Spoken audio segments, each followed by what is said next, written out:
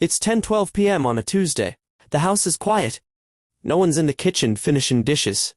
No one's down the hall getting ready for bed. The TV is on, but low. Something familiar. Something he doesn't have to pay attention to. He's in his late 50s. And he lives alone. Maybe that's someone you know. Maybe it's you. For a long time, the story we told about this man was simple. If he was alone at this age, something must have gone wrong. A divorce. A breakup. A plan that didn't hold. But that explanation doesn't work anymore. More older Gen X men are living alone today than at any other point in modern history. Nearly 1 in 3 men reaching their 50s has never married. Millions more are divorced or widowed, and a large percentage of them live by themselves.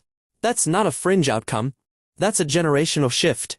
Gen X was the first wave of latchkey kids. They came home to empty houses, let themselves in, made their own food, figured out their own problems. No one hovering, no one checking in every afternoon.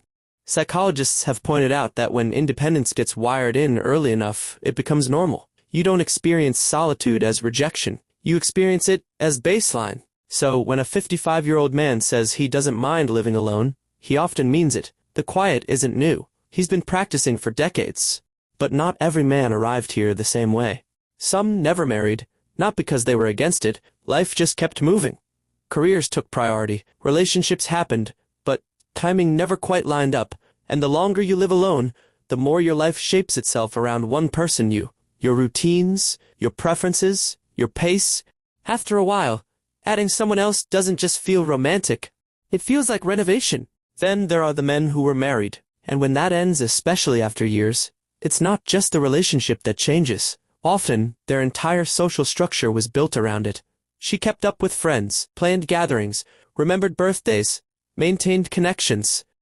When the marriage ends, the calendar goes quiet, and a lot of men realize, slowly, that they don't actually know how to rebuild that web from scratch. Then there are widowers. A different kind of silence. The house still feels shared, even when it isn't anymore. And that adjustment can be heavy in ways that don't show on the surface. But here's the part people miss. Living alone in your 50s isn't automatically miserable. A typical day can feel steady. He wakes up early, he's working, he goes. If not, there's always a project, something to fix, something to research, something to optimize. Dinner happens whenever he wants, 5 o'clock or 9, no negotiation.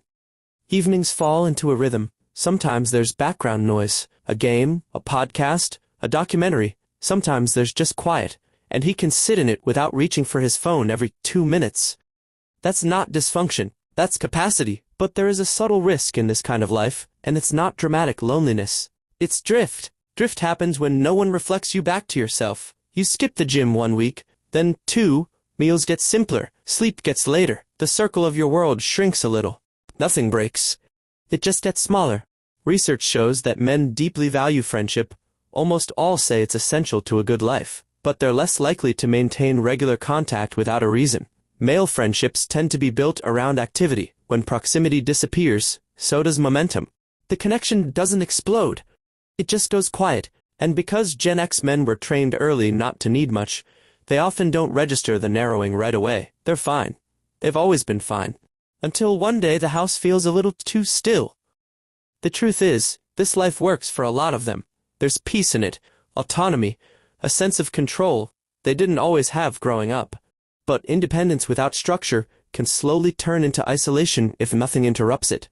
So the solution isn't reinventing your life. It's small anchors.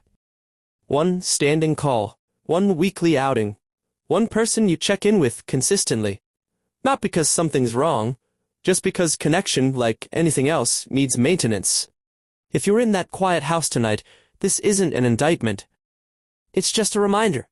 The line to the outside world isn't dead. It's just been sitting unused. And sometimes all it takes is picking it up.